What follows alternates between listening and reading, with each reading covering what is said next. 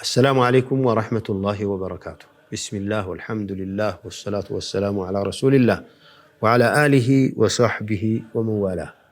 حجاج بيت الله الحرام يا الله بيت مقوبنيت يشالاتشو يا الله انقدوش وفد الله يودداتشو يمرطاتشو حجاجوش حج مادرقنا عمره مادرق تلك من دايالو عبادانو حجنا عمران የሚያበዛ ሰው ወንጀሉ ይማራል፣ ድህነቱ ይፋቃል፣ ለጀነት ዋስትና ይሆኑለታል። ነብዩ ሰለላሁ ዐለይሂ ወሰለም አሉ ሐጅና ዑምራ ደጋግማችሁ አርጉ አሉ። የመጀመሪያ ተግባራቸው ድህነትን አውልቀው ይጥላሉ አሉ። ወንጀልን እርግፍ ያደርጋሉ አሉ። ለጀነት እንደ ትክክለኛ ሐጅ የመሰለ ዋጋ የለም አሉ። ስለዚህ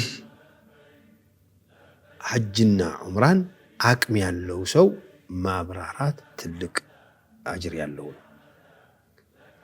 ነብዩ አለይሂ ሰላቱ ወሰለም ሐጅ አድርጎ ስለ አልጋ ስለ ግብረ ስጋ ግንኙነት ሳይቀልድ ሳያላግጥ እንደዚሁም በአላህ ህግ ላይ ሳያፌዝ ሐጁን በሰላም ፈጽሞ የመጣ ሰው እናቱ ስትወልደው እንደነበረ ሆኖ ወደ አገሩ ይመለሳል አሉ ነብዩ አለይሂ ሰላቱ ወሰለም።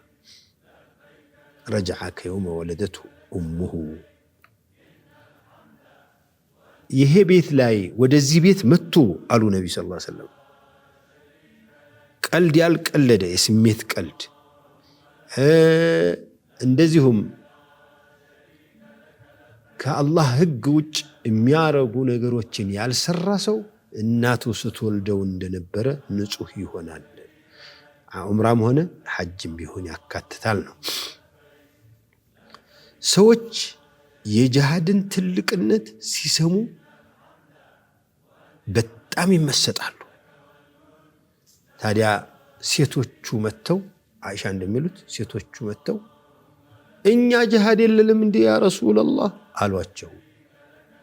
ነብዩ ሰለላሁ ዐለይሂ ወሰለም አሉ እንዴታ አላችሁ እንጂ እንዲያውም ከጂሃዱ ሁሉ ትልቁ ሐጅ መብሩር ነው አሏቸው። ወይም ጂሃዱኩና አልሐጁ እናንተ ጂሃድ እኮ ሐጅ ነው አሏቸው። ለሴቶች ሐጅ እንደ ጂሃድ ይቆጠራል ብለዋል ነብዩ አለይሂ ሰላቱ ወሰለም።